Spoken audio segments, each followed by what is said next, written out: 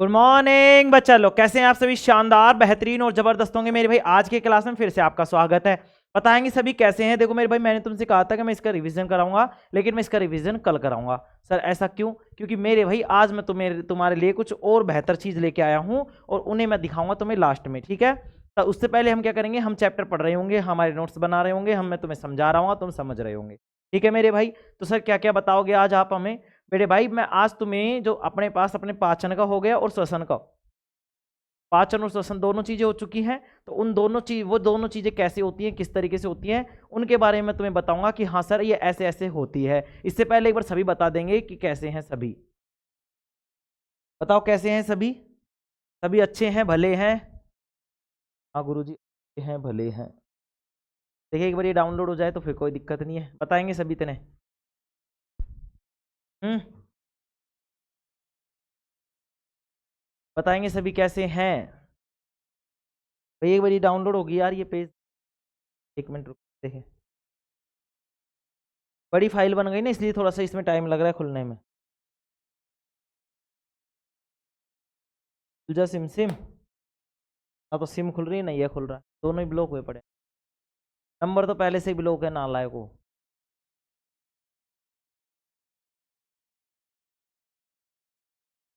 कब तक हो जाएगा?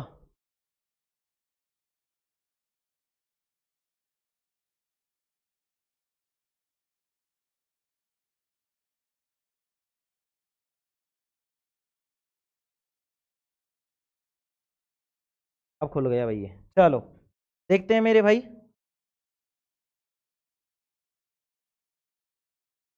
अपन कहाँ पे थे बताओ? अपन ने कहाँ तक पढ़ लिया था, देखते हैं मेरे भाई अभी एक बार।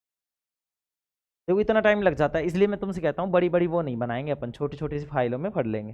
देखो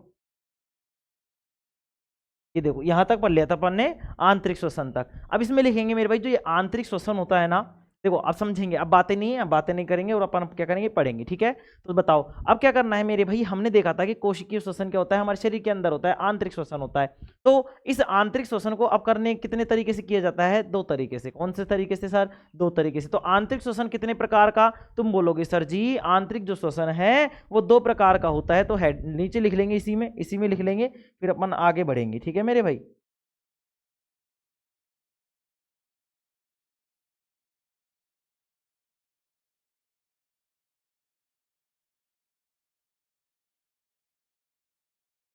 चलने में ही काफी टाइम लग जाता है। लिखेंगे आंतरिक श्वसन, आंतरिक श्वसन ऑक्सीजन की उपस्थिति के आधार पर, आंतरिक श्वसन ऑक्सीजन की उपस्थिति के आधार पर दो प्रकार का होता है। लिखेंगे सभी।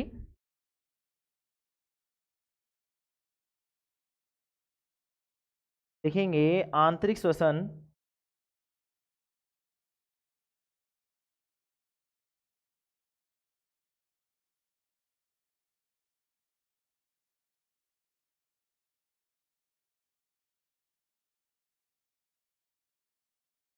लिखेंगे आंतरिक श्वसन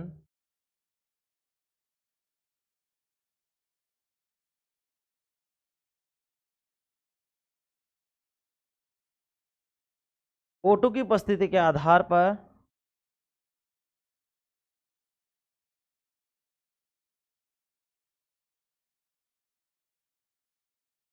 O2 की उपस्थिति के आधार पर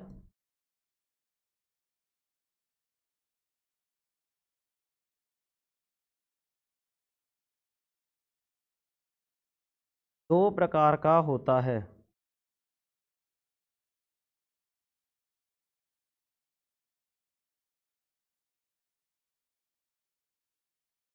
कितने प्रकार का होता है मेरे भाई? दो प्रकार का होता है। गुरुजी कौन कौन सा होता है? तो देखो ऑक्सीजन की उपस्थिति के आधार पर बात कर रहा है, तो एक तो ऑक्सीजन की उपस्थिति में होगा और दूसरा ऑक्सीजन की अनुपस्थिति में। मतलब कि एक तो वायु में होगा और एक मतलब बिना वायु के। तो एक तो होगा वायवीय श्वसन और एक होगा अवायवीय श्वसन। तो हेडिंग डालेंगे पहली।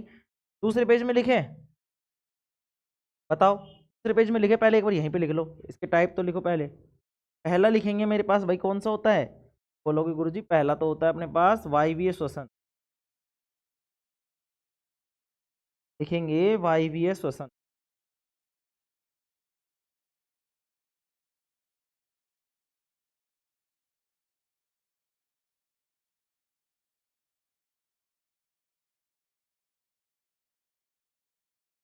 वायवीय श्वसन। दूसरा कौन सा होता है? दूसरा गुरुजी अवायवीय। अवायवीय का मतलब जिसमें वायु की जरूरत ही नहीं पड़ती। कई गुरुजी ऐसा श्वसन भी रहे तुम्हें वायु की जरूरत ही कौन पड़े? हम मेरे भाई रहे अवायवीय श्वसन।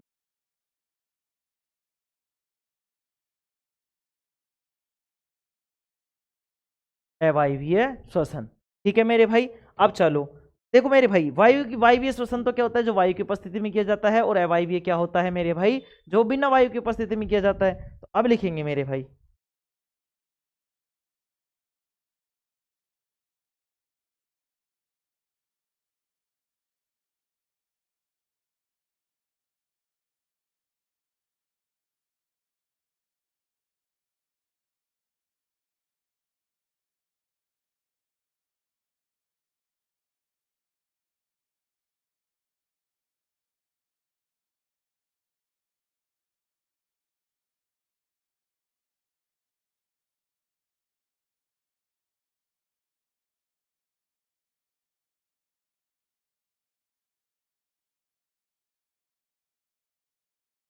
दिख रहा है सभी को?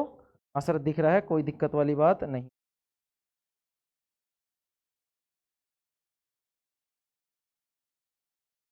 तो आगे के पेज, यार ये बोर्ड थोड़ा धीरे काम कर रहा है मेरे भैया ना, बात नहीं।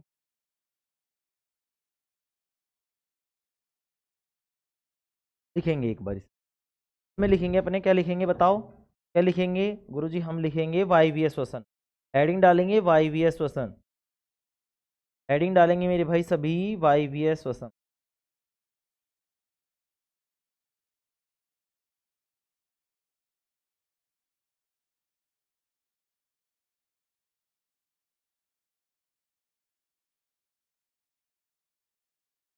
वायवीय श्वसन लिखेंगे, वायवीय श्वसन।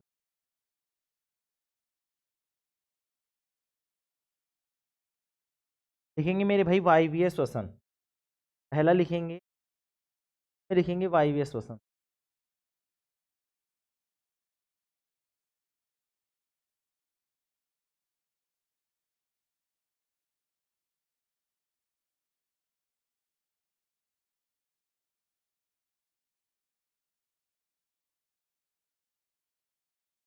वायवीय श्वसन लिखेंगे, यह माइटोकॉन्ड्रिया में होता है। कहाँ होता है मेरे भाई? ये होता है माइटोकॉन्ड्रिया में। तो लिखेंगे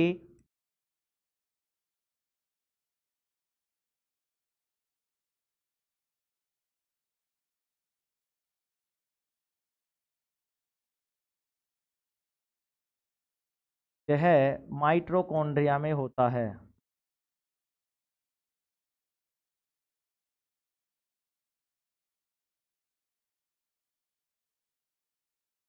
यह माइटोकॉन्ड्रिया में होता है।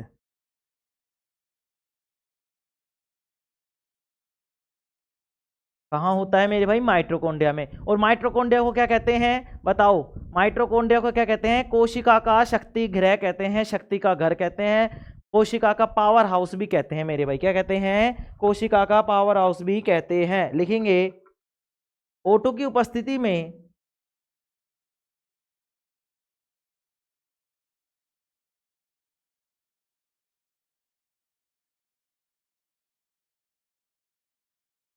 O2 की उपस्थिति में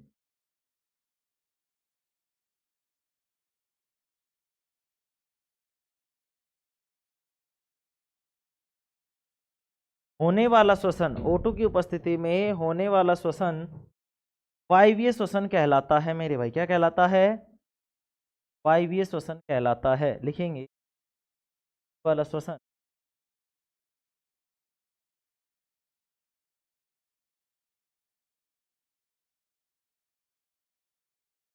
वायवीय श्वसन कहलाता है।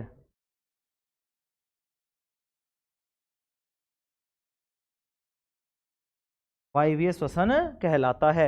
आगे लिखेंगे इसमें क्या लिखेंगे मेरे भाई? इसमें पायरुवेट अम्ल लिखेंगे। इसमें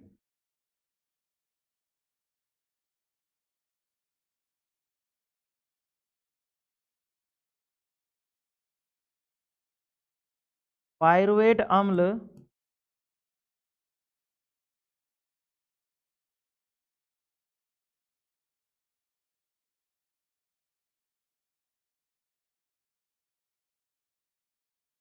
पूर्ण रूप से लिखेंगे भाई, इसमें इसमें पायरुवेट अम्ल पूर्ण रूप से टूटकर या अपघटित होकर, लिखेंगे पूर्ण रूप से पायरुवेट अम्ल पूर्ण से अपघटित, क्या है मेरे भाई, अपघटित।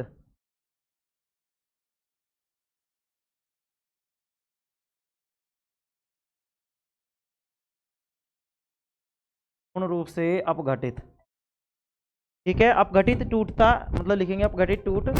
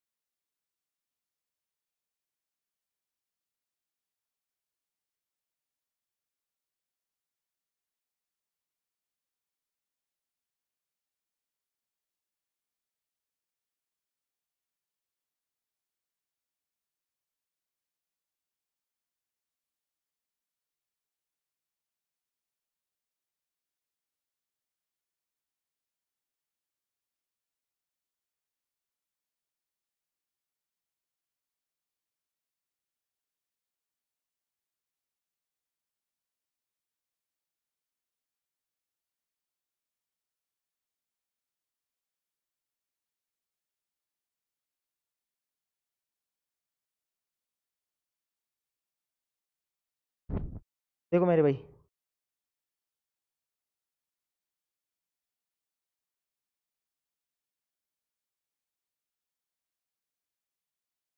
कॉल आ गया था भाई, कॉल आ गया था, सॉरी। आवाज आ रही है तुम्हें, ऐसा मुझे लगता है, तो कोई बात नहीं। इसमें पायरुवेट अम्ल पूर्ण रूप से अपघटित होकर क्या लिखेंगे भाई, लिखेंगे इसमें होकर किसे क्या क्या बनाता है, CO2 तथा जल बनाता है।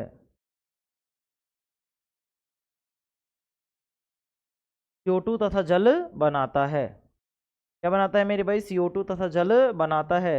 तथा इस अपघटन से लिखेंगे, तथा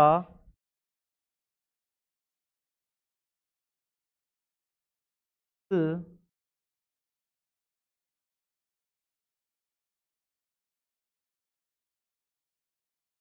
अपघटन से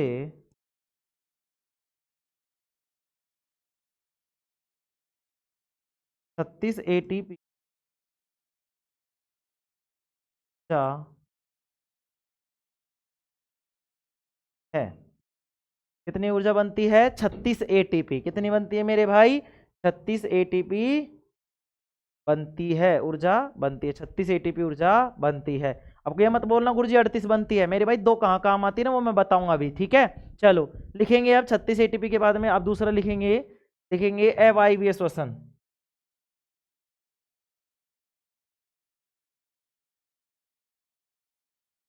इस ATP लिखो, ऊर्जा ऊर्जा नहीं है।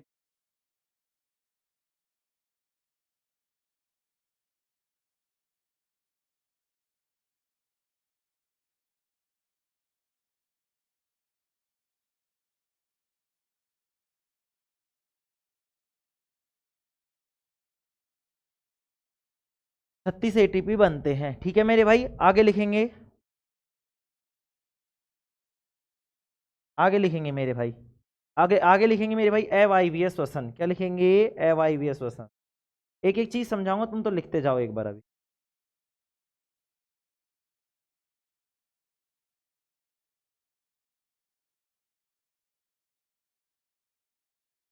लिखेंगे अवायवीय श्वसन।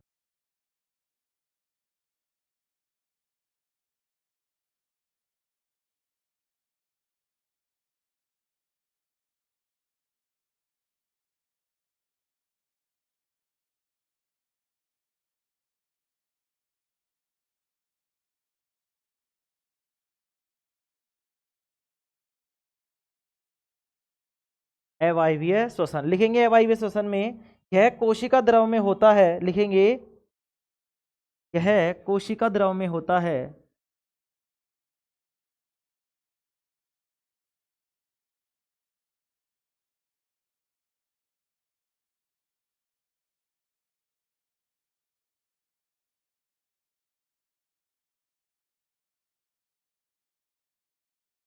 यह कोशिका द्रव में होता है।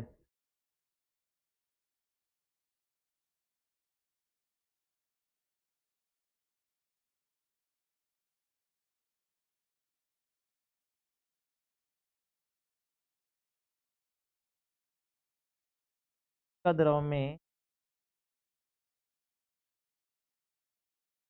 होता है। अब सही दिख रहा है ना मेरे भाई? हाँ, यह कोशिका द्रव में होता है। लिखेंगे O2 की अनुपस्थिति में होने वाला, ये तो किस में था भाई? देखो O2 की उपस्थिति में था, ये O2 की अनुपस्थिति में, तो क्या हो जाएगा कि O2 की अनुपस्थिति में होने वाला श्वसन क्या कहलाएगा?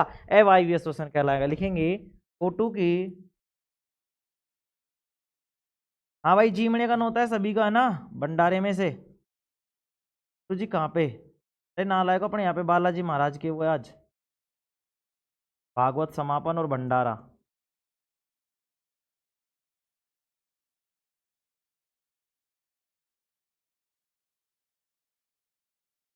O2 की अनुपस्थिति में, O2 की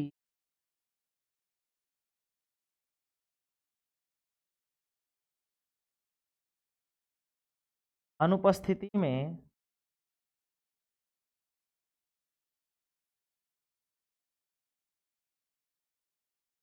होने वाला श्वसन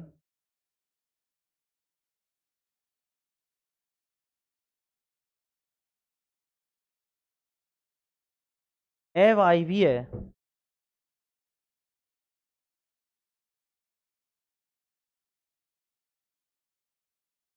अवायवीय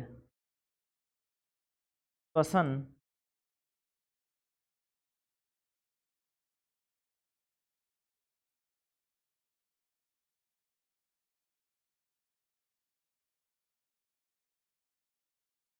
अवायवीय श्वसन कहलाता है। क्या कहलाता है मेरे भाई? अवायवीय श्वसन कहलाता है। लिखेंगे इसमें बीज का अंकुरण, लिखेंगे बीज का अंकुरण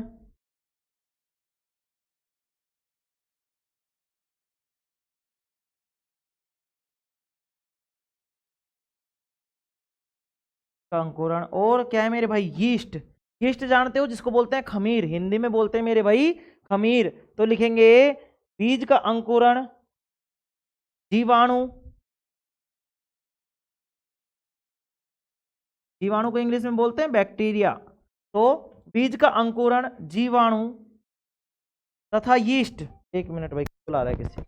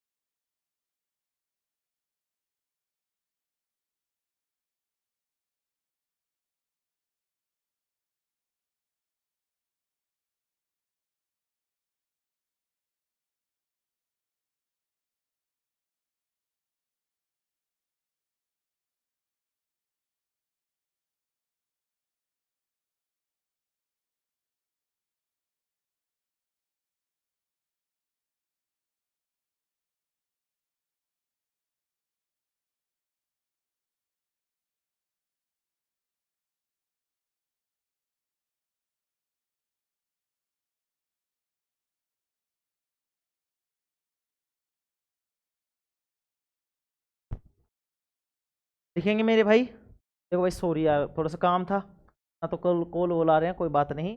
आज देखो थोड़ा सा डिस्टर्बेंस रहेगा, उसके लिए सॉरी, है ना। चलो, क्या काम था गुरुजी? भंडारे में तुम्हारे जीवने का जुगाड़ करवा रहा हूँ। चलो ना लायक हो। लिखेंगे बीज का अंकुरण, और क्या बता रहा था मैं? जीवाणु और यीस्ट। बीज का अंकुरण जीवाणु तथा यीस्ट में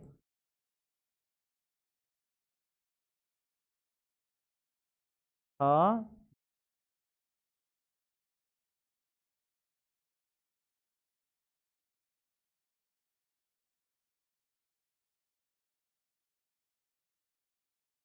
अवायवीय श्वसन होता है।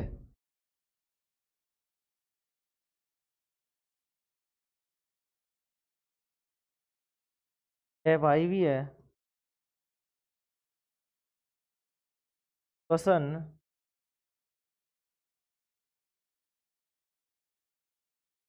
होता है, इसमें ग्लूकोज, इसमें 6 ग्लूकोज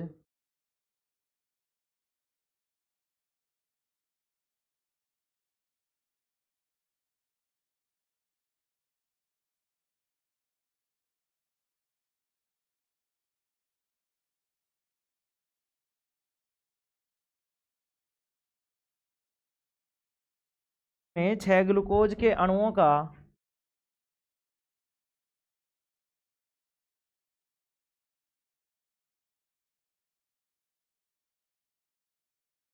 अपघटन होता है। कितने ग्लूकोज के अणुओं का? 6 ग्लूकोज के अणुओं का अपघटन होता है।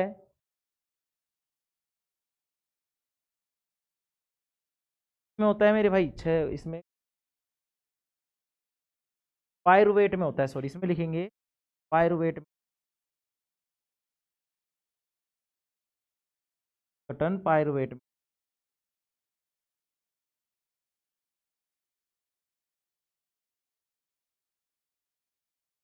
पायरुवेट में होता है।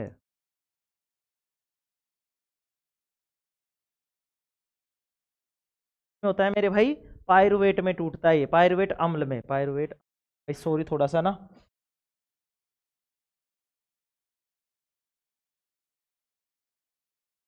जिम में तू भी जी।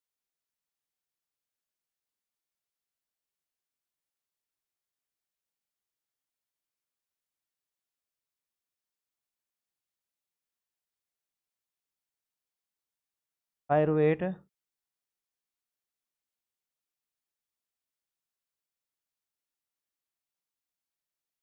भाई पायरुवेट अम्ल में होता है, लिखेंगे मेरे भाई, जल्दी जल्दी लिखो, देखे में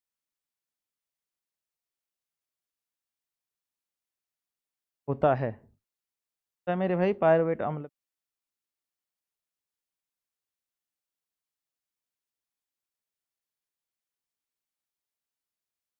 पायरुवेट अम्ल में होता है। ठीक है मेरे भाई, इसमें टूटता है ये पायरुवेट में, इसमें 6 ग्लूकोज के अणुओं का अपघटन पायरुवेट अम्ल में होता है, लिखेंगे इसमें पायरुवेट अम्ल में होता है, लिखेंगे जिसके फलस्वरूप, लिखेंगे जिसके फलस्वरूप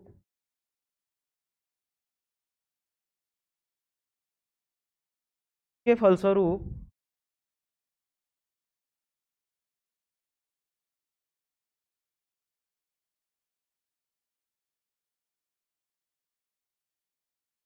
कितने एटीपी बनेंगे बताओ, मैंने तुम्हें बताया था अभी 2 एटीपी बताएंगे, जिसके फलस्वरूप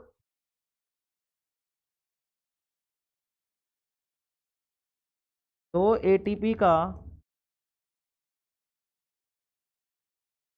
निर्माण होता है। कितने एटीपी का निर्माण होता है मेरे भाई? 2 एटीपी का निर्माण होता है, लिखेंगे आगे चलकर पायरुवेट अम्ल के, लिखेंगे आगे चलकर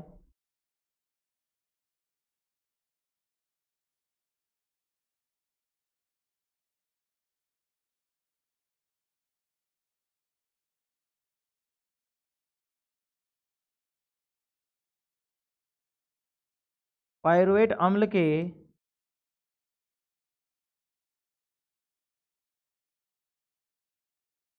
विघटन बोल दो चाहे अपघटन बोल दो, एक ही बात है, ठीक है ना मेरे भाई। क्या बोलेंगे? जिसके फलस्वरूप 2 एटीपी का निर्माण होता है, आगे चलकर पायरुवेट अम्ल के विघटन, पायरुवेट अम्ल के विघटन के बाद, लिखेंगे पायरुवेट अम्ल के विघटन के बाद क्या क्या बनेगा बताओ? विघटन के बाद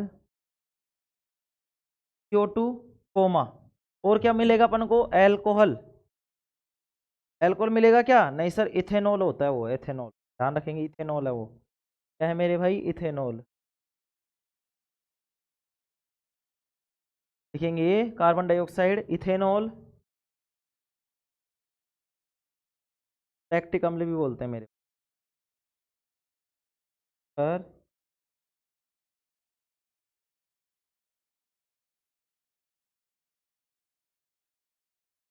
इथेनॉल या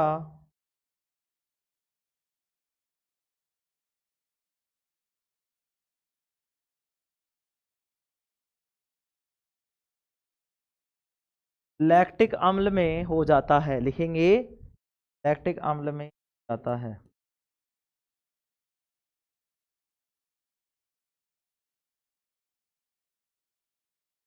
लैक्टिक अम्ल में हो जाता है, ठीक है मेरे भाई।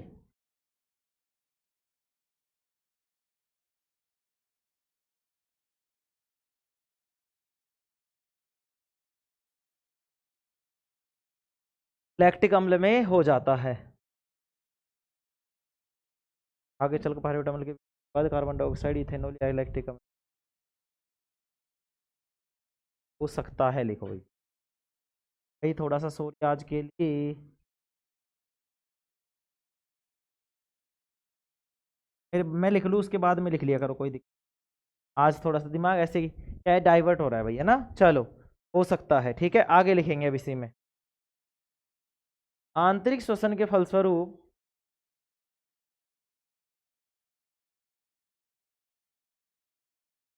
लिखेंगे आंतरिक श्वसन के फलस्वरूप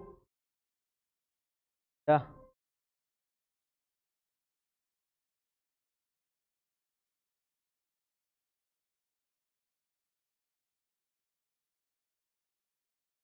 लिखेंगे आंतरिक श्वसन के फलस्वरूप, नोट डाल के लिख लेंगे।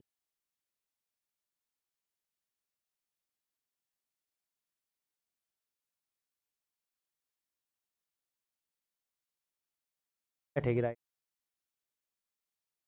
नोट में डाल के लिखेंगे आंतरिक श्वसन के फलस्वरूप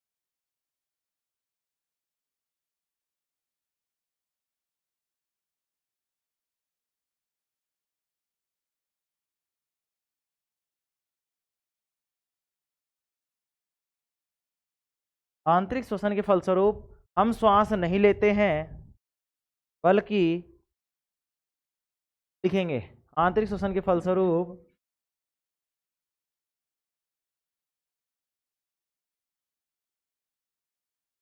हम श्वास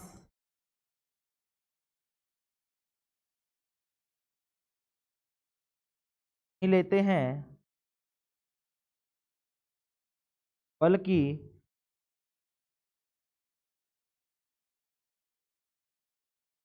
ऊर्जा का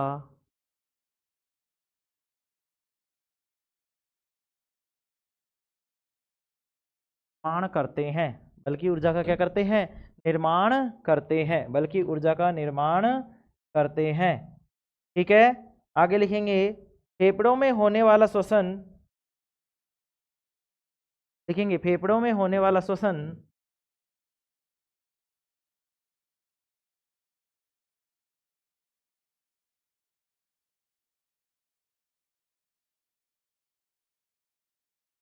फेफड़ों में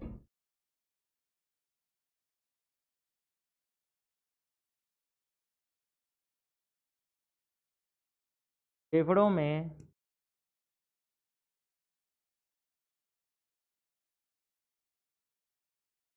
होने वाला श्वसन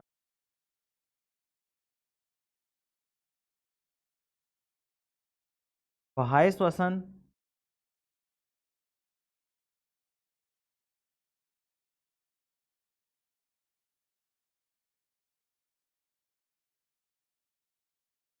तथा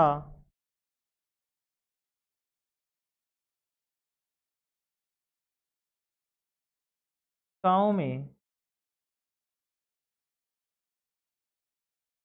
होने वाला श्वसन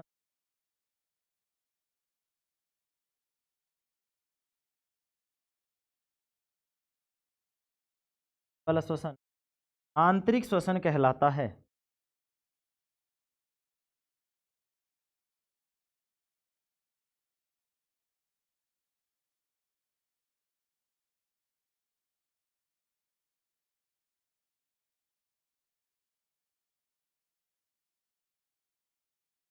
आंतरिक श्वसन कहलाता है, ठीक है मेरे भाई। आगे लिखेंगे इसी में, हमारे शरीर में होने वाला श्वसन हमारे शरीर में होने वाला श्वसन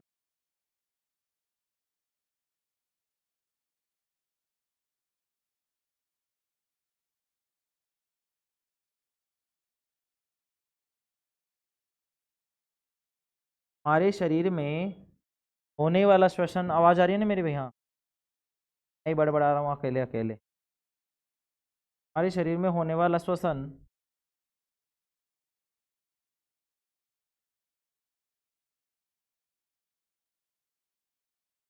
वायवीय श्वसन। कौन सा श्वसन है मेरे भाई? वायवीय श्वसन है। लिखेंगे एटीपी का, लिखेंगे एटीपी का अर्थ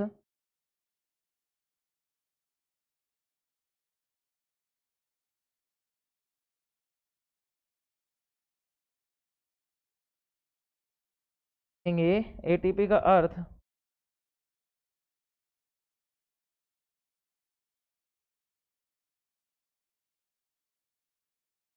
लिखेंगे एटीपी का अर्थ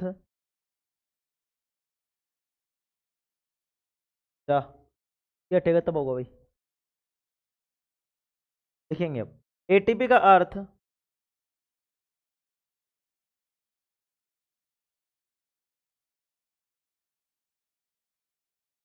एड्रिनोसिन। लिखेंगे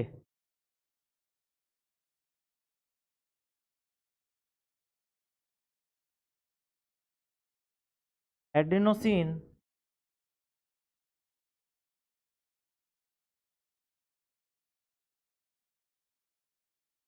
ट्राई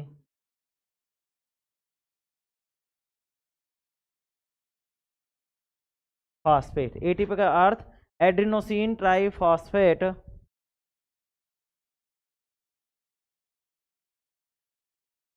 होता है। एटीपी का अर्थ एड्रिनोसिन ट्राइफॉस्फेट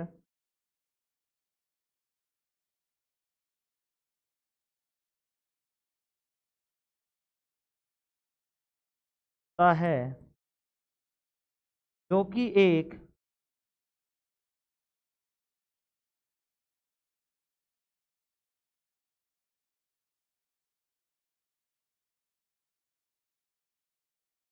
विशिष्ट यौगिक है। जो कि क्या है मेरे भाई? एक विशिष्ट यौगिक है। आगे लिखेंगे इसी में क्या है मेरे भाई? एक विशिष्ट यौगिक है जो सभी सजीव कोशिकाओं में जो लिखेंगे जो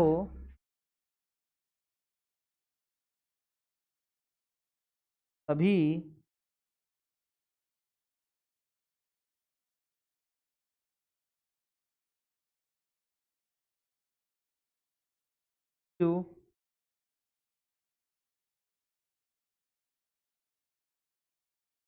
कोशिका में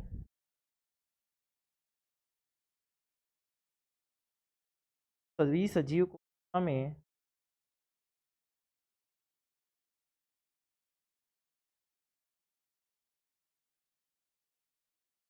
सभी सजीव कोशिका में ऊर्जा का वाहक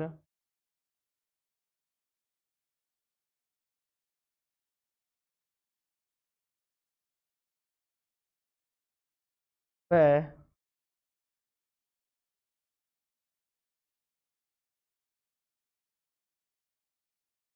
ग्राहक है। क्या है मेरे भाई? ऊर्जा का वाहक एवं संग्राहक है। ठीक है, आगे लिखेंगे अब।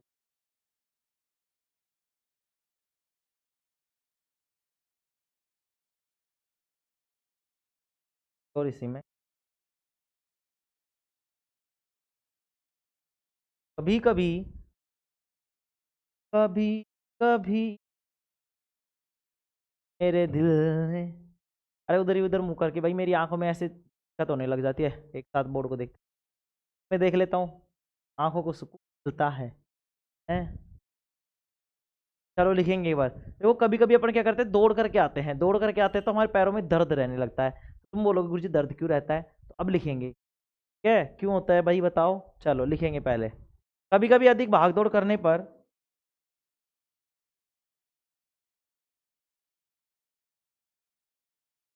लिखेंगे इसमें कभी कभी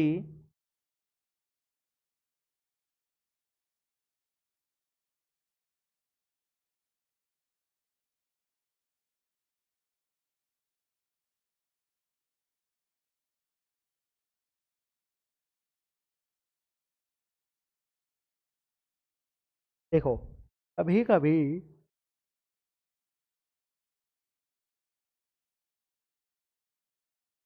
देखेंगे, कभी कभी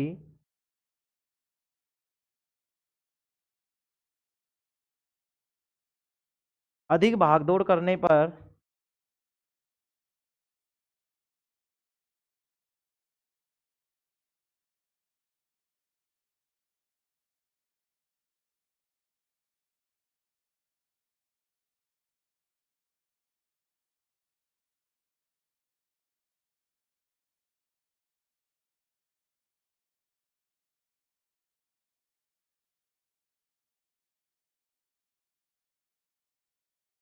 अधिक भागदौड़ करने पर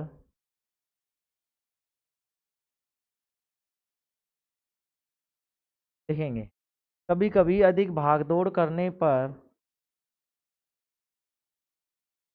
हमारी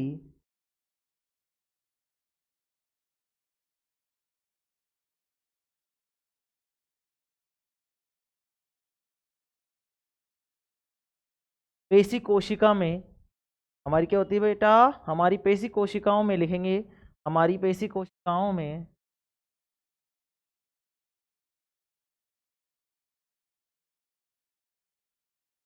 O2 की कमी हो जाती है।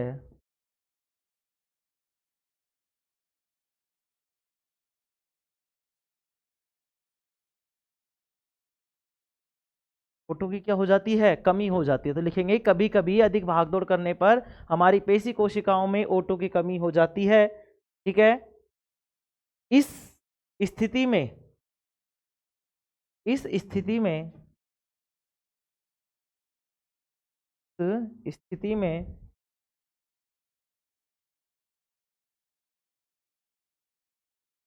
स्थिति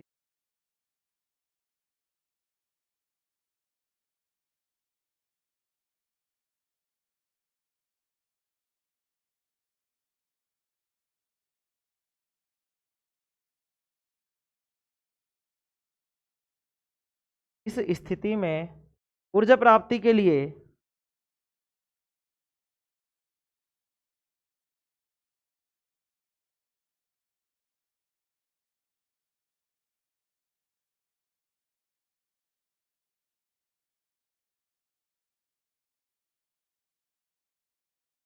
पायरुवेट अम्ल का निर्माण होता है। लिखेंगे ऊर्जा प्राप्ति के लिए पायरुवेट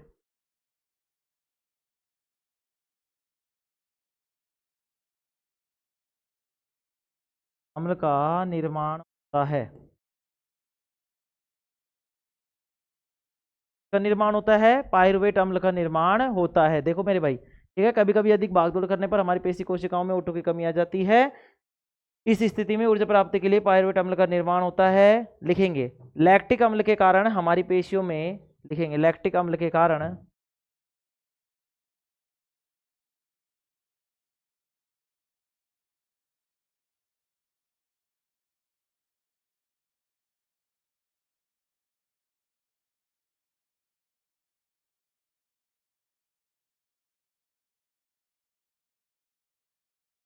हमारी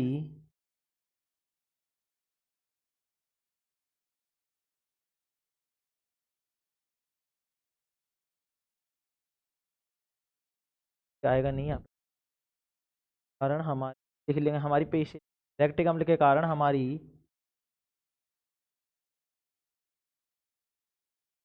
मांसपेशी लिख दो, पेशी लिख दो, एक ही बात है। ठीक है मेरे भाई, चलो हमारी पेशियों में, लिखेंगे हमारी पेशियों में दर्द या क्रैम्प होने लगता है।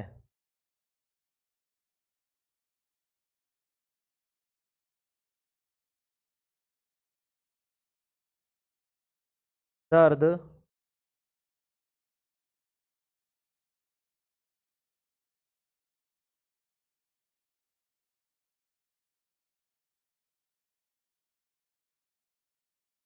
लगता है।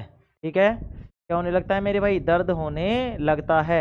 आराम करने पर देखो मेरे भाई क्या होता है, जैसे हम भागदौड़ करके आते हैं, तो हमारी पेशी कोशिकाओं में ऑक्सीजन की कमी हो जाती है। अब ऑक्सीजन की कमी हो जाती है तो इसमें क्या करता है भाई, पायरुवेट अम्ल टूटने लग जाता है।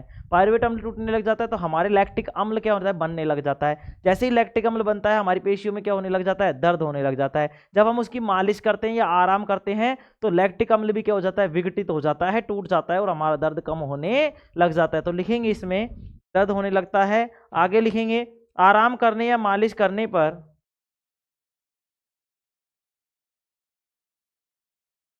आराम करने या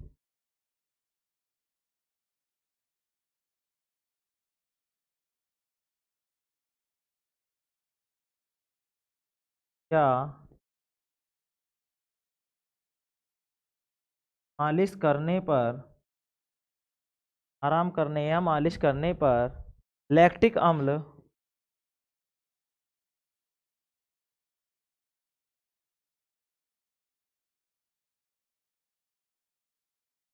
विघटित होकर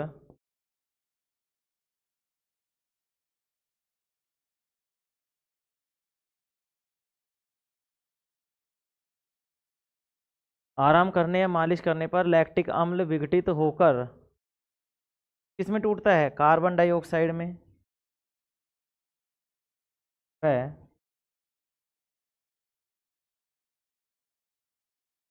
इथेनॉल में। लिखेंगे विघटित होकर कार्बन डाइऑक्साइड व,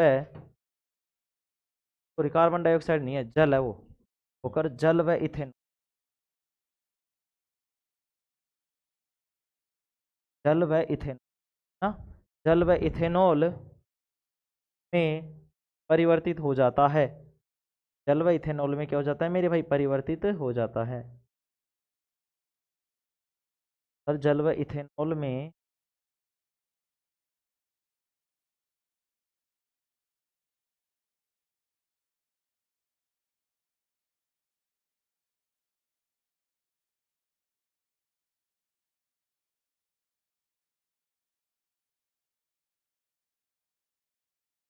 जल व इथेनॉल में परिवर्तित हो जाता है, जिससे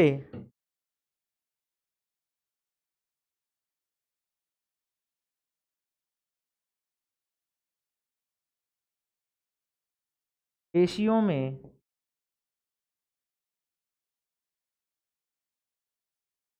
होने वाला दर्द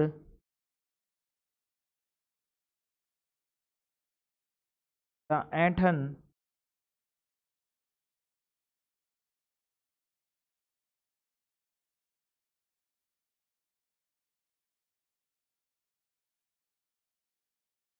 कम हो जाती है मेरे भाई, क्या हो जाती है, कम हो जाती है।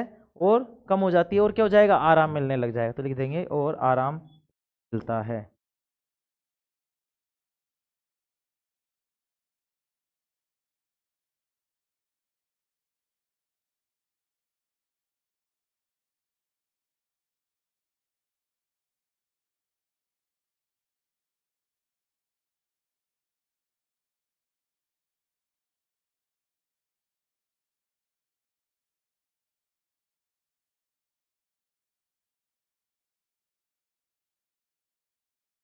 और आराम मिलता है,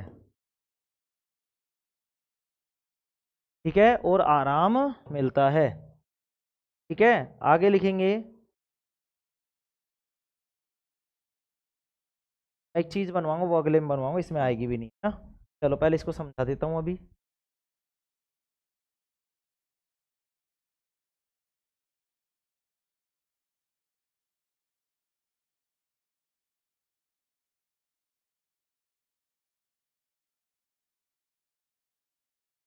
और बताओ, तुम तो कुछ और नई चीज बताओ।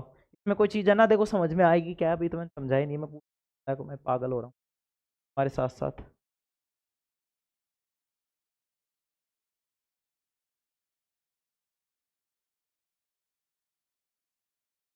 रहना सभी को। चलो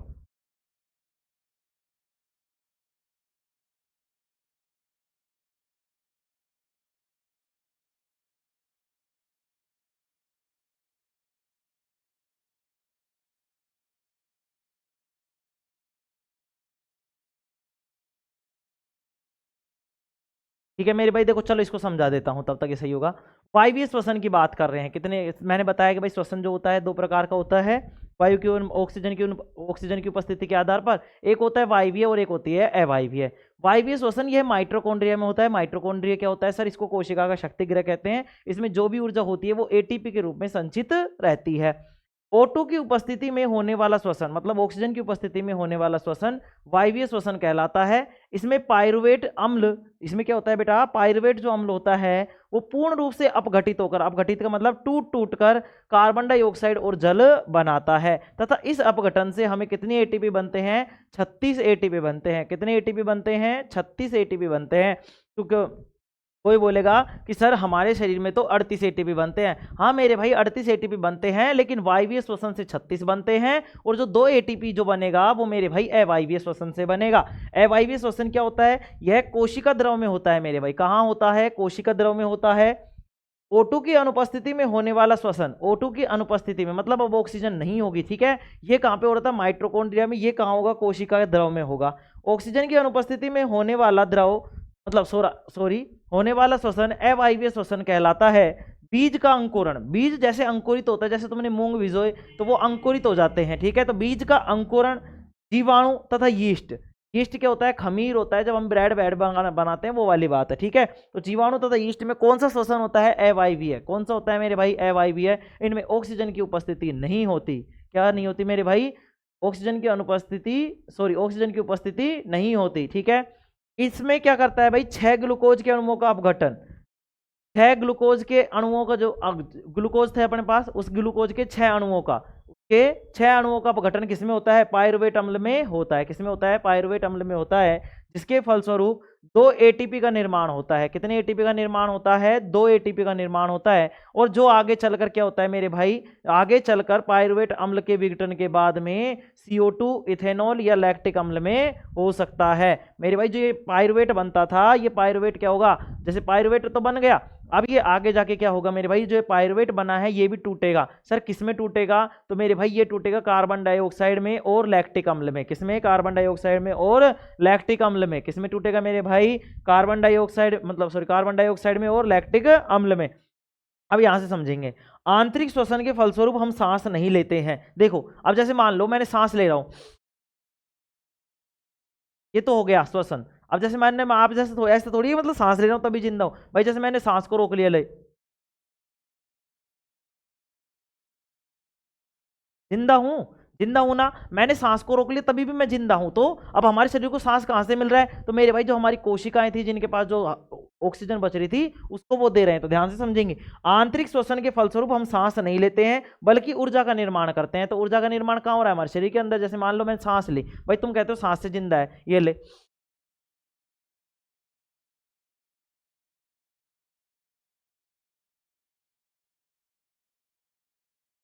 तो मैंने सांस नहीं ली तभी जिंदा हूं ना। तो अब ये जब मैंने सांस नहीं ली तब क्या हो रहा है? देखो मेरे भाई, जब क्या हो रहा है? तो तब हमारे शरीर के अंदर क्या हो रहा है? ऊर्जा का निर्माण हो रहा है। फेफड़ों में होने वाला श्वसन बाह्य श्वसन, फेफड़ों में जो श्वसन है ये बाह्य श्वसन है। कोशिकाओं में होने वाला श्वसन आंतरिक श्वसन कहलाता है, ठीक है। हमारे शरीर में कौन सा होता है? वायवीय श्वसन होता है मेरे भाई। कौन सा होता है? वायवीय श्वसन होता है। आगे देखेंगे एटीपी का अर्थ क्या है। भाई मैंने एटीपी की फुल फॉर्म लिखवाई थी तुम्हें। तो एटीपी का अर्थ होता है एड्रीनोसिन ट्राइफॉस्फेट। क्या होता है? एड्रीनोसिन ट्राइफॉस्फेट होता है, जो कि एक विशिष्ट यौगिक है जो सभी सजीव कोशिकाओं में ऊर्जा का वाहक व संग्राहक होता है। ये क्या करता है मेरे भाई? एटीपी जो है ये ऊर्जा का वाहक है, मतलब ऊर्जा को ले जाता है एक जगह से दूसरी जगह तक, और ऊर्जा का संग्राहक भी है, मतलब जो ऊर्जा संचित होती है वो एटीपी के रूप में ही होती है। बताओ कोई दिक्कत इसमें किसी को? कोई दिक्कत नहीं है गुरुजी। आगे दिखते हैं। कभी कभी अधिक भागदौड़ करने पर हमारी पेशी कोशिकाओं में ऑक्सीजन की कमी हो जाती है मेरे भाई। क्या हो जाता है?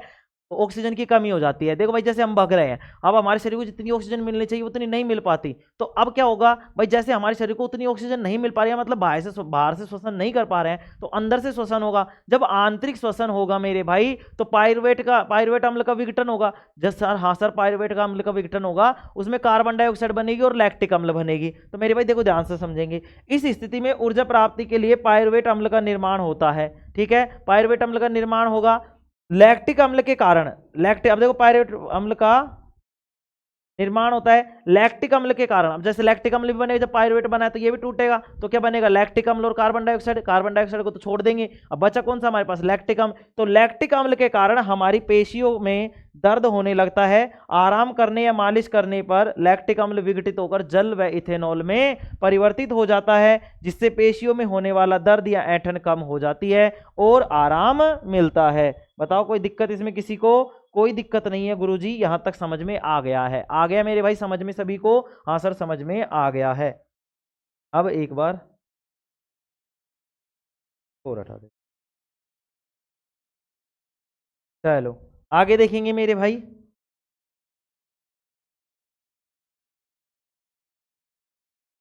आगे देखेंगे, एक मिनट मैं टाइम देख लेता हूँ एक बार। जाऊँ देखो 51 मिनट हो चुकी है। कोई नहीं, आज मैं तुम्हें जो दिखाने जा रहा हूँ वो मैं तुम्हारी चीजें क्लियर करा देता हूँ मेरे भाई, ठीक है? चलो कोई बात नहीं, आज अपन ने कम पढ़ा है, कोई बात नहीं, ठीक है?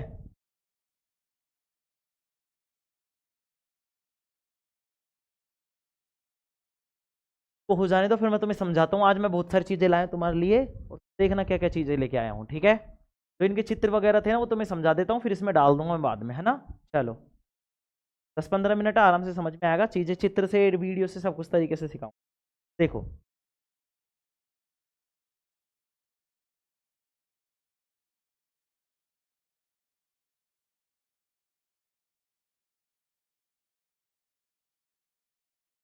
देखो मेरे भाई, ये है हमारा पेट। क्या है मेरे भाई? पेट। इसको बोलते हैं आइसोफेगस, मतलब ग्रास नली। क्या बोलते हैं? ग्रास नली। देखो इस तरीके से होता है। ये वाला जो भाग है मेरे भाई, इसको बोलते हैं फंडस। क्या बोलते हैं? फंडस। जिसको हमने फंडिक बोला है उसी को फंडस बोला है, तो फंडिक ही होता है वो। क्या होता है?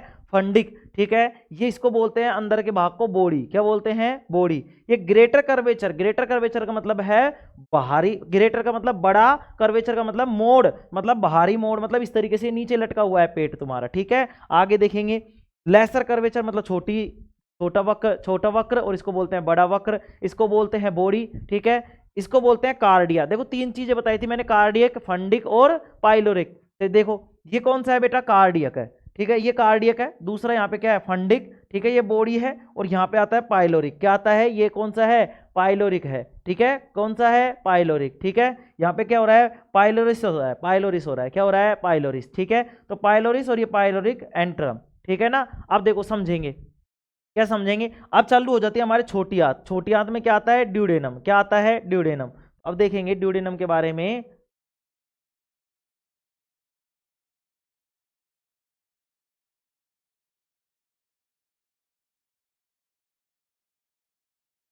देखो ड्यूडेनम के बाद में हम देखेंगे कि ड्यूडेनम क्या होती है।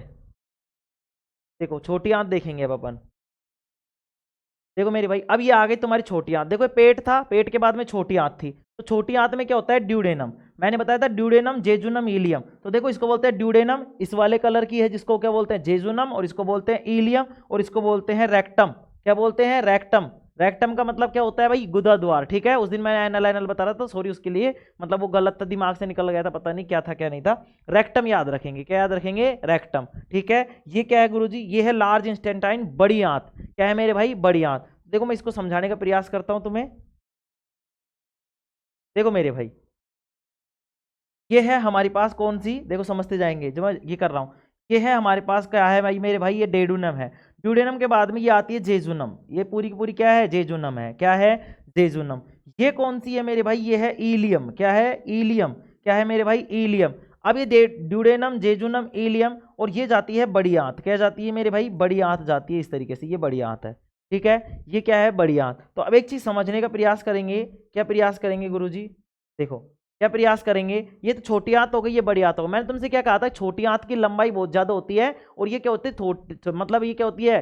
कुंडलित होती है। कुंडलित का मतलब एक तरीके से इस तरीके से लपेटी हुई रहती है। देखो इस तरीके से लिपटी हुई है। हाँ सर लिपटी हुई है। इसलिए ये क्या होती है? इसकी लंबाई तो बड़ी होती है, लेकिन ये छोटी सी जगह में आ जाती है। ये हो गई तुम्हारे छोटी आंत के बारे में। समझ में आ गया? देखो पेट था, ड्यूडेनम, जेजुनम, इलियम, ठीक है? यहां तक समझेंगे पहले। आ गई ना बात समझ में? चलो आगे देखते हैं और क्या क्या समझाना था मुझे। ये हो गया, ये हो गया। देखो मेरे भाई, जब हम मुंह की बात करते हैं तो मुंह में आता है हमारे पास दांत। सबसे पहले मैंने क्या लिखाया था? दांत लिखाए थे। क्या लिखाए थे मेरे भाई? दांत लिखाए थे। दिख रहे हैं दांत? और तो बूढ़ा करो ये तो मुझे ही खा जाएगा। देखो ये दांत देखो मेरे भाई, देखो दांत देखो। इन दांतों में देखो तुम्हें पूरे दांत दिख रहे होंगे। इन पूरे दांतों में मैं क्या करूंगा, इनमें मैं तुम्हें बता रहा हूं कि कौन कौन सा होता है। देखो सबसे पहले होता है, इसको ऐसे भागों में बांट लेते हैं, 4 भागों में।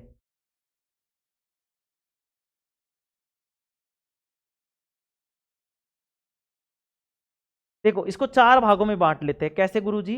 तरीके से बट गए बराबर में, बताओ बट गए क्या? हाँ सर बट गए। इधर देखो बट गए 4 भागों में, इधर इधर से देख लो, ले लो। ये बट गए 4 भागों में। हाँ गुरुजी 4 भागों में बट गए। जितने इधर उतने इधर, जितने इधर उतने इधर, जितने इधर उतने इधर, मतलब चारों में बराबर बराबर हो गए। ठीक है, कितने होते हैं? 32। कैसे याद रखेंगे? तेरी 32 ही तोड़ दूंगा, 32 ही तोड़ दूंगा, मतलब 32 दांत होते हैं मेरे भाई। तो देखो आगे के जो दो दो होते हैं इनको बोलते हैं इंसीजर। क्या बोलते हैं? इंसीजर। इंसीजर का मतलब क्या होता है? क्या होता है बताओ? इंसीजर बोलते हैं इनको, कृतनक। फिर आता है कैनाइन, मतलब रदनक। फिर प्रीमोलर, मतलब कि अग्र चवर्णक। और फिर आते हैं मोलर, जो कि क्या होते हैं? क्या होते हैं मेरे भाई? चवर्णक। ठीक है, तो इधर देखो ये चवर्णक कितने हैं गुरुजी? 3 है, 1 2 3। ठीक है, तो 3 इधर, 3 इधर, 3 इधर और 3 इधर। कितने हो गए? देखो भाई, एक तो ये रहा, एक ये रहा और एक ये रहा, 3 हो गए। 3 इधर है और 3 ये रहे, 1 2 और 3 इधर ही, 1 2 और 3। कितने हो गए बताओ? तुम बोलोगे गुरुजी 3 चौक 12 हो गई। तो मैंने तुम्हें मोलर कितने बताए थे? तुम बोलोगे गुरुजी 12 बताए थे। प्री मोलर कितने बताए थे? 8 बताए थे। तो 2 ये रहे, 2 इधर होंगे, 2 इधर 2 इधर, तो 2 चौक के 8, 12 और 8 कितने हो गए? 20। कैनाइन कितना है गुरुजी? 1। तो 1 इधर, 1 ऊपर, 1 इधर और 1 ही नीचे, कितने हो गए? 4। तो ये हो गए 4। अब इंसीजर, इंसीजर का मतलब रदनक, 2 इधर 2 ऊपर, कितने हो गए? 4 और 4 इधर, तो 8। तो बताओ कितने हो गए? अब देखो 8 और 8 16, 16 4 20 और 12 32 दांत हो गए। ठीक है, पता चल गया कैसे कैसे है मेरे भाई? ठीक है चलो, अब देखो आगे बढ़ते हैं। दांत का हो गया। दांत के बाद में आती थी भाई मेरे भाई, क्या आती थी हमारे पास? जीभ आती थी। क्या आती थी? जीभ। इस जीभ को देखेंगे मेरे भाई, ये आगे, ये मुझे ही खा जाएगा। देखो मेरे भाई, ये होती है जीभ तुम्हारी। ये जीभ पे क्या होती है? तो मतलब इसमें स्वाद ग्रंथियां होती है, जिनसे स्वाद का पता चलता है। पिछले वाले हिस्से से हमको क्या पता चलता है? कड़वा स्वाद पता चलता है। बगल वाले जो हरा वाला दिख रहा है उससे खट्टे पदार्थ का, सोर का मतलब होता है खट्टा। ठीक है ना, तो ये खट्टे पदार्थ का पता चलता है। ये जो यहाँ पे जो नीला रंग है, इससे पता चलता है हमें कोई चीज नमकीन है या नहीं है। और इस वाले से पता चलता है तुम्हें मीठा। क्या पता चलता है मेरे भाई? मीठे का पता चलता है। किसका पता चलता है? मीठे का पता चलता है, स्वीट का पता चलता है। इस तरीके से तुम्हारी जीभ होती है। गुरुजी बीच की क्या काम की है? बीच क्यों छोड़ दो तुम? तो ये देखो, ये स्वाद ग्रंथि यहाँ पे होती है। ठीक है, आगे देखते हैं। अब ग्रंथियों की बात आ गई, तो ग्रंथियों में तुम्हें थोड़ा सा बता देता हूं। ये होती है तुम्हारे पास लार ग्रंथि। क्या होती है? लार ग्रंथि होती है। क्या होती है मेरे भाई? लार ग्रंथि, जिनसे लार निकलती है। क्या निकलती है? लार निकलती है गुरुजी। क्या निकलती है मेरे भाई? लार निकलती है। देखो ध्यान से समझेंगे, यहाँ पे है पैरोटिड वाहिनी, यह है पैरोटिड ग्रंथि। इस पैरोटिड ग्रंथि से क्या होता है? लार बनती है, और ये पैरोटिड वाहिनी से होती हुई यहाँ पे अपने पास आ जाती है। ठीक है, आगे देखेंगे। इसको बोलते हैं सबमॉन्डिबुलर ग्लैंड। सबमॉन्डिबुलर ग्लैंड बोलते हैं इसको, बोलते हैं सबमॉन्डिबुलर डक्ट। और ये होती है मांसल ग्रंथि, मतलब मांस की ग्रंथि। देखो किस तरीके से हमारे चेहरे में होती है, ये ध्यान से समझ लेंगे। ठीक है, ये होती है कर्णमूल ग्रंथि। क्या होती है? कर्णमूल ग्रंथि। ठीक है मेरे भाई, ये होती है तुम्हारे पास क्या? ग्रंथियां। मैंने बताई थी ना ग्रंथियां, तो ये होती है तुम्हारे भाई ग्रंथियां। अभी ग्रंथियों की बात हम करेंगे अगले चैप्टर में। ठीक है ना, 7वें 6ठे चैप्टर में कर रहे होंगे। आगे देखते हैं मेरे भाई। अब मैंने तुम्हें क्या क्या बता दिया? सब कुछ बता दिया ना ये। अब देखो, दांत बता दिए, ये बता देता हूं तुम्हें ग्रास नली। देखो मेरे भाई, ये थी तुम्हारे ग्रास नली। देखो ये मुंह पे मैंने मुंह का काम करवा दिया, दांत का काम करा दिया, ग्रसनी का बता दिया। ये आ गई तुम्हारे ग्रास नली। फिर ये तुम्हारा पेट का बता दिया। फिर मैंने तुम्हें छोटी आंत के बारे में बता दिया, फिर बड़ी आंत के बारे में बता दिया। और फिर यहाँ पे मैंने रेक्टम के लिए बता दिया, तुम्हें गुदा द्वार के बारे में बता दिया है मेरे भाई। ठीक है, आगे बढ़ते हैं। देखो अब मैं जो दिखाने जा रहा था मेरे भाई, आज मैं ये लेके आया हूं तुम्हारे लिए। देखेंगे मेरे भाई, देखो कैसे श्वसन ले रहा है। इसने सांस ली, ये फेफड़े में गई, ले ली। देखो ये सांस ली, फेफड़े फूल गए और ये फेफड़े छोड़ दिए। ये सांस ली, और फिर ये फेफड़े छोड़ दिए, ठीक है ना। अब देखो कैसे कैसे जाती है, इसमें समझे, समझो। देखो भाई, ये होती है नासा छिद्र, जिनको बोलते हैं अपन क्या, नासा द्वार बोलते हैं। यहाँ से ये जाती है मेरे भाई सांस, ठीक है। नेसल कैविटी, नेसल कैविटी का मतलब जो नाक के छेद होते हैं उनको बोलते हैं नेसल कैविटी। कैविटी का मतलब गुहा होता है, खाली जगह होती है, इसलिए नाक में से जाती है। देखो जिस तरीके से ये नाक में हमारे पास क्या जा रही है, ऑक्सीजन जा रही है। अभी जैसे ही ऑक्सीजन जा रही है, ये ऑक्सीजन गई अपने पास कहाँ पे, ग्रसनी पे। कहाँ पे गई, ग्रसनी पे गई। अब देखो ये ग्रसनी पे तुम्हें मैंने दो चीजें बताई थी, क्या बताई थी, यहाँ पे क्या लगा हुआ होता है, देखो। अब ये देखो कहाँ पे आ गई, श्वसन नली में। इधर क्यों नहीं गई, क्योंकि वहां पे क्या लगा था, बताओ क्या, कौन सी, क्या लगा हुआ था हमारे पास वहां पे, बताएंगे कौन सी वो थी जिससे रुक रहा था। देखो ये छोटे छोटे छल्ले होते हैं, जिनको बोलते हैं उपास्थि है। क्या बोलते हैं, उपास्थि है। ये हमारी श्वसन नली है मेरे भाई, क्या है, श्वसन नली। क्या है मेरे भाई, श्वसन नली। अब देखो यहाँ पे इसको जूम करके तुम देख रहे होंगे, इसमें इसमें क्या देख रहे हो मेरे भाई, देखो ये क्या है, छोटी छोटी सी एलिवियोली। देखो यहाँ पे देखो, ये जो दिख रही है ये होती है ब्रोंकियोलेस। क्या होती है, ब्रोंकियोलेस। और ये होती है एलिवियोली। क्या होती है, एलिवियोली, ठीक है। ये देखो ये दिख रखा है इसने ब्रोंकियोल, और लिख रखा है एलिवियोलर। क्या लिखा हुआ है, एलिवियोलर, मतलब कि वायु कुपिकाएं। ये देखो इसने सांस छोड़ दी वापस, ठीक है। ये फेफड़े दिख रहे हैं तुम्हें, देखो दिख रहा है सब कुछ। देखो इस तरीके से ये सांस ले रहे हैं और सांस को दे रहे हैं। ये होती है वायु कुपिका मेरे भाई। देखो ये वायु कुपिका क्या करती है, रक्त में मिला रही है ऑक्सीजन को। किसमें मिला रही है, ऑक्सीजन को। और ये कार्बन डाइऑक्साइड ले ली। अब ये कार्बन डाइऑक्साइड को क्या कर देगी, बाहर निकाल देगी मेरे भाई। क्या कर देगी, कार्बन डाइऑक्साइड को बाहर निकाल देगी, ठीक है। चलो आगे देखते हैं मेरे भाई, देखो आगे देखते हैं।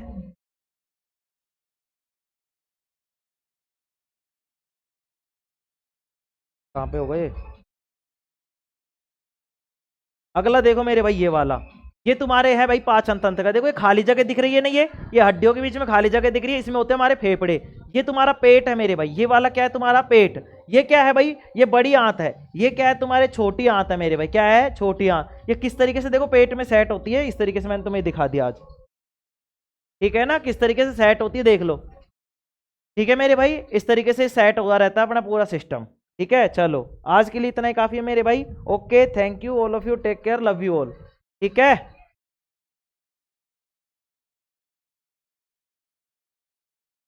कहाँ से हटेगा भाई,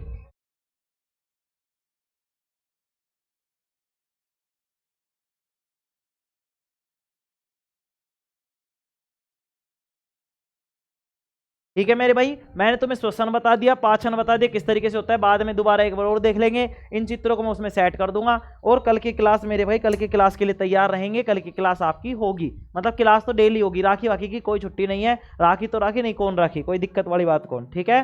राखी तो राखी नहीं, नहीं रखी कोई बात नहीं है, ठीक है ना मेरे भाई। चलो आज के लिए इतना ही काफी। Thank you all of you, take care, love you all. और ये तुम्हारा फ्लाइंग किस।